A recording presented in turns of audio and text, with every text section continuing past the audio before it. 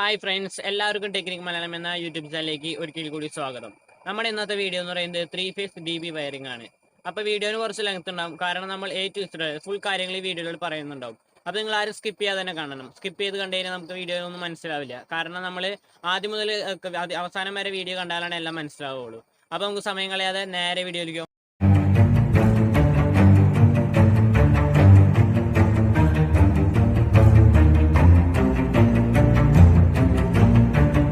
അപ്പൊ ഫ്രണ്ട്സ്, നമ്മളിപ്പോ കാണുന്നത് നമ്മുടെ 3-phase DB വയറിംഗിന്റെ ഡയഗ്രാമാണ് നമ്മൾ വരച്ചിരിക്കുന്നത്.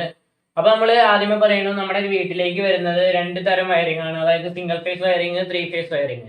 സിംഗിൾ ഫേസ് വയറിംഗ് എന്ന് പറയുമ്പോൾ ഇതാണ് നമ്മുടെ KCB post. Single phase wiring എന്ന് പറയുമ്പോൾ ഒരു ഫേസും ഒരു ന്യൂട്രായിരിക്കും നമുക്ക് കിട്ടുന്നത്. അതിനെ അപേക്ഷിച്ച് നമുക്ക് 3-phase വയറിംഗ് എന്ന് പറയുമ്പോൾ 3 ഫേസും ഒരു ന്യൂട്രായിരിക്കും 3-phase വയറിംഗിൽ വരുന്നത്. അപ്പൊ നമുക്കൊരു ഡയഗ്രാം കാണാം. നമ്മൾ കാണിക്കാൻ പോകുന്നത് 3-phase DB വയറിംഗ് ആണ്, അതായത് മെയിൻ സ്വിച്ചിന്റെ വീടിന്റെ അകത്തുള്ള DB വയറിംഗ് ആണ് നമ്മൾ കാണിക്കാൻ പോകുന്നത്. അപ്പൊ നമ്മൾ ആദ്യമേ പറയുന്നത് നമ്മുടെ അകത്തുള്ള മെയിൻ സ്വിച്ച് എന്ന് പറയുന്നത് സിംഗിൾ ഫേസിനൊക്കെ ഇത്തിരി കൂടി വലുതായിരിക്കും 3-phaseന്റെ അകത്തിരിക്കുന്ന മെയിൻ സ്വിച്ച് എന്ന് പറയുന്നത്. അത് നമുക്ക് ഫോട്ടോയിൽ കാണുന്നവരെയാണ് ഇപ്പൊ നിങ്ങൾ സ്ക്രീനിൽ കാണുന്നുണ്ടാവും. ഇതാണ് നമ്മുടെ 3-phaseന്റെ മെയിൻ സ്വിച്ച്. അപ്പൊ അതിന്റെ അകത്തുള്ള വയറിംഗ് ആണ് നമ്മൾ ഇന്ന് ഈ വരച്ചിരിക്കുന്നത്. അപ്പൊ എന്താ നമ്മൾ കൃത്യം പറഞ്ഞു തരുന്നതായിരിക്കും. അത് നിങ്ങൾ ആദ്യം സ്കിപ്പ് ചെയ്യാതെ തന്നെ കാണുക. അപ്പൊ നമുക്ക് ആദ്യം നോക്കാം. അപ്പൊ നമ്മൾ ആദ്യം KCB പോസ്റ്റിലേക്കാണ് നോക്കുന്നത്. KCB പോസ്റ്റുമേ നമുക്ക് 4 വയറാണ് വരുന്നത്, 3 ഫേസും ഒരു ന്യൂട്രും. സാധാരണ രീതിയിൽ സിംഗിൾ ഫേസ് എന്ന് പറയുമ്പോൾ ഒരു ന്യൂട്രും അല്ല ഒരു ഫേസും ഒരു ന്യൂട്രായിരിക്കും വരുന്നത്. അതിനെ അപേക്ഷിച്ച് നമ്മൾ 3-phase എന്ന് പറയുമ്പോൾ 3 ഫേസും ഒരു ന്യൂട്രായിരിക്കും വരുന്നത്. ആ 3 ഫേസിന് നമ്മൾ BYR എന്നിട്ടുണ്ട്. BYR എന്നിട്ടാലും RBY എന്നിട്ടാലും കണക്കാണ്. അതായത് നമ്മൾ ഈ അക്ഷരങ്ങൾ സൂചിപ്പിച്ചിരിക്കുന്നത് നമ്മുടെ ഈ വയറിന്റെ കളറിനെയാണ്, അല്ലാതെ ഇതിന് പ്രത്യേക പേരും അങ്ങനെ ഒന്നുമില്ല. അപ്പൊ നമ്മളിവിടെ ഇട്ടേക്കുന്നത് BYR ആണ്, അതായത് 3 ഫേസ്. ഫേസ് 1, ഫേസ് 2, ഫേസ് 3 അങ്ങനെയാണ് നമ്മൾ പറയുന്നത്. അപ്പൊ നമ്മൾ ഈ 3 ഫേസും ഒരു ന്യൂട്രും, മൊത്തം 4 വയറാണ് നമുക്ക് KCBയുടെ പോസ്റ്റുമേന്ന് കിട്ടുന്നത്. ആ 4 വയറും ആദ്യം നമുക്ക് 3-phase എനർജി മീറ്റർ. ഈ 3-phase എനർജി മീറ്റർ എന്ന് പറയുന്നത് നമ്മുടെ വീട്ടിലേക്ക് ഇരിക്കുന്ന വീടിന്റെ പുറത്ത് നമ്മുടെ ചുമരിനോട് ചേർന്നിരിക്കുന്ന KCBയുടെ മീറ്റർ ആണ് ഇത്. അപ്പൊ സിംഗിൾ ഫേസിന്റെ ആൾക്ക് സിംഗിൾ ഫേസ് എനർജി മീറ്ററും 3-phase ഉപയോഗിക്കുന്ന ആൾക്കാർക്ക് 3-phase എനർജി മീറ്ററും കൊടുക്കുന്നത്.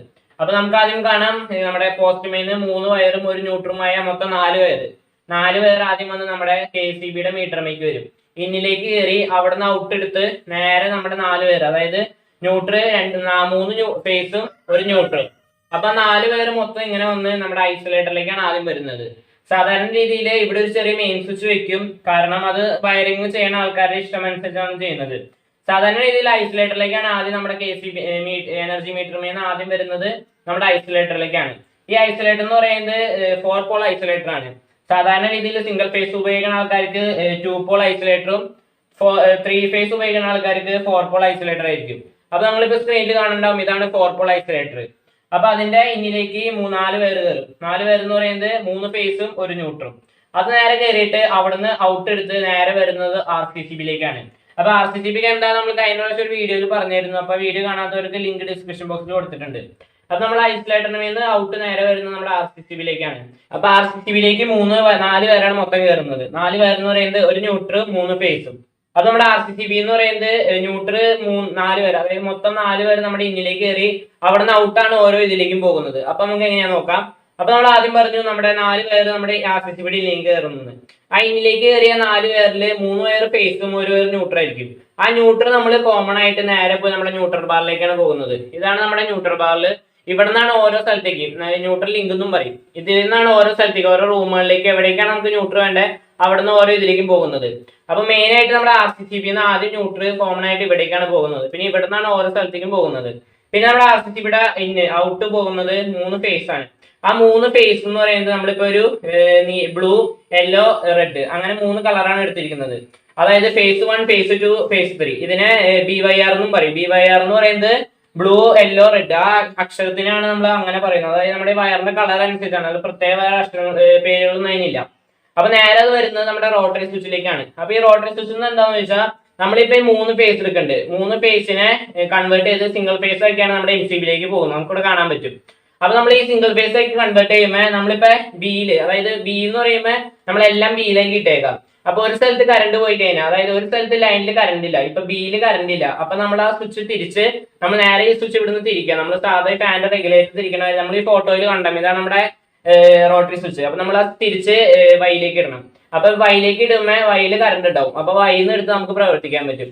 അതായത് ഒരു സ്ഥലത്ത് കറണ്ട് പോയി കഴിഞ്ഞാൽ അടുത്ത സ്ഥലത്തേക്ക് തിരിച്ചിട്ട് അവിടെ നിന്ന് കറണ്ട് എടുക്കാനാണ് നമ്മൾ റോട്ടറി സ്വിച്ച് ഉപയോഗിക്കുന്നത്.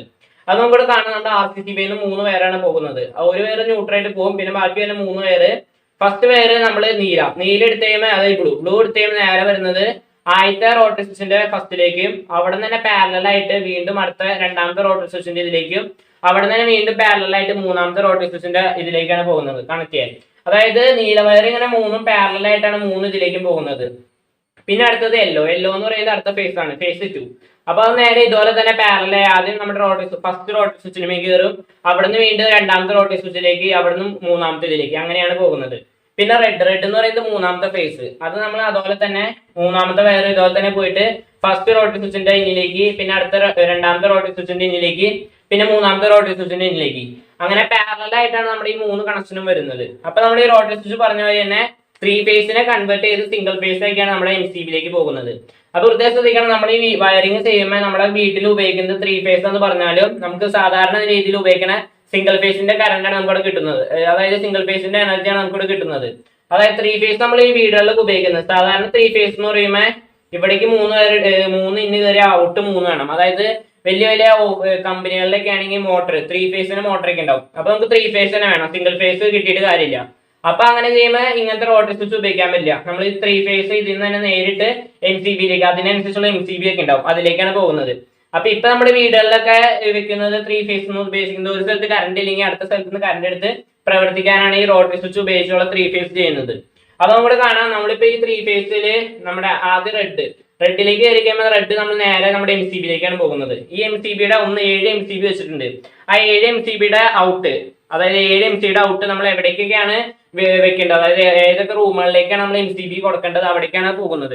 അപ്പൊ നമ്മളിവിടെ MCB എടുത്തിരിക്കുന്നത് നമ്മൾ ഇവിടെയും ഈ 2 ഈ ഫസ്റ്റ് റോയില് 2 എന്ന് പറയുന്നത് 20 ആംപിയറിന്റെ MCB ആണ്. നമുക്കിവിടെ കാണാൻ പറ്റും 20 ആംപിയറിന്റെ MCB. പിന്നെ 3 തൊട്ട് 7 വരെ ഉള്ളത് 10 ആംപിയർ. അത് നമ്മള് എല്ലാത്തിലും ഇപ്പൊ സാധാരണ രീതിയിൽ നമുക്ക് വേണമെങ്കിൽ 20 ആംപിയറിന്റെ ഈ റോയിൽ ഫുള്ള് 20 ആംപിയറിന് വെക്കാം. അങ്ങനെ വെച്ച് കഴിഞ്ഞാൽ നമ്മൾ ഇവിടേക്ക് കറന്റ് സപ്ലൈ മാറ്റി ഇടുമ്പോൾ ഇതിലേക്ക് കൂടുതൽ ലോഡ് വലിക്കും. അപ്പൊ അതിന് താങ്ങാൻ പറ്റില്ല. അപ്പൊ നമ്മളെല്ലാം തുല്യമായിട്ട് കൊടുക്കണം. അതായത് 20 ആംപിയർ, പിന്നെ 20 ആംപിയർ അങ്ങനെയാണ് നമ്മൾ വെച്ചിരിക്കുന്നത്. പിന്നെ ആ ബാക്കിയൊക്കെ നമ്മൾ 10 ആംപിയറാണ് വെച്ചിരിക്കുന്നത്. ഇതിപ്പോ നമ്മൾ സാധാരണ രീതിയിൽ ഒരു വീഡിയോ കാട്ടാൻ വേണ്ടി തന്നെയാണ് നമ്മുടെ വീട്ടിലെ ലോഡ് അനുസരിച്ചാണ് ആംപിയർ കണക്കാക്കിയുള്ള MCBകൾ വെക്കുന്നത്. അപ്പൊ ഇനി നമുക്ക് റോട്ടറി സ്വിച്ചിന്റെ വർക്കിംഗ് എങ്ങനെയാ നോക്കാം. റോട്ടറി സ്വിച്ചിന്റെ വർക്കിംഗ് നമ്മൾ നേരത്തെ പറഞ്ഞ പോലെ തന്നെ റോട്ടറി സ്വിച്ച് എന്ന് പറയുന്ന ഒരു ഫാൻ്റെ റെഗുലേറ്റർ മാതിരിയായിരിക്കും. നിങ്ങൾ ഫോട്ടോയിൽ കാണണം, ഇതാണ് നമ്മുടെ റോട്ടറി സ്വിച്ച്. ഷെൽട്ടർ സ്വിച്ച് എന്നും പറയും. അതായത് ഒരു സ്ഥലത്ത് കറണ്ട് ഇല്ലെങ്കിൽ അടുത്ത സ്ഥലത്ത് നിന്ന് കറണ്ട് ഇങ്ങനെ മാറ്റിയിടാനാണ് നമ്മൾ ഇത് ഉപയോഗിക്കുന്നത്. അപ്പൊ ഇത് സാധാരണ രീതിയിൽ ഇപ്പൊ 3 ഫേസിലും കറണ്ട് ഉണ്ടെന്ന് വിചാരിക്കും. അങ്ങനെയാണെങ്കിൽ നമ്മൾ ഈ റോട്ടറി സ്വിച്ച് ഇടുന്നത് ഫസ്റ്റ് റോട്ടറി സ്വിച്ച് ബിയിലേക്കും, സെക്കൻഡ് വൈയിലേക്കും, തേർഡ് റെഡിലേക്കും, അങ്ങനെയാണ് നമ്മൾ ഇടുന്നത്. 3 ഫേസിലേക്കാണ് ഇടാൻ. ഈ റോട്ടറി സ്വിച്ച് ഇപ്പൊ വൈയിൽ കറണ്ട് പോയെങ്കിൽ നമ്മൾ തിരിച്ച് ബിയിലേക്ക് ഇടാം. ഇതിന്റെ നടുക്ക് തന്നെ ബിയിലേക്ക് ഇടാം.